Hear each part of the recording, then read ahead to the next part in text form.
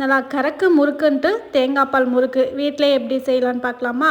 1 tumbler அளவுக்கு உளுந்து மிதமான சூட்டில் வறுத்துக்கணுங்க. இதோடு பார்த்திங்கன்னா 4 டம்ளர் அளவுக்கு அரிசி மாவு ஆட் பண்ணியிருக்கேன். கூடயே எள் ஆட் பண்ணியிருக்கேன். ப்ளஸ் இதோட உப்பு ஆட் பண்ணிவிட்டு இதை நல்லா ஃபஸ்ட்டு கலந்துக்கோங்க. உளுந்து வறுக்கிறப்போ பொன்னிறமாக வறுக்கணும். ப்ளஸ் இதோட தேங்காய் கொஞ்சமாக தண்ணி விட்டு நல்லா கட்டியாக ஃபஸ்ட்டு ஒரு பால் எடுத்து வச்சுக்கலாம். ரெண்டாவதாக நீங்கள் பால் எடுக்கிறப்போ கொஞ்சம் தண்ணி எக்ஸஸாக போட்டுக்கோங்க. ஸோ இந்த மாதிரி தேங்காய் பால் எடுத்துகிட்டு இந்த திரியாக இருக்கிறதுல பார்த்திங்கன்னா நம்ம பர்ஃபி செய்யலாம். ரொம்ப சூப்பராக இருக்கும், எதுவுமே வேஸ்ட் ஆகாது.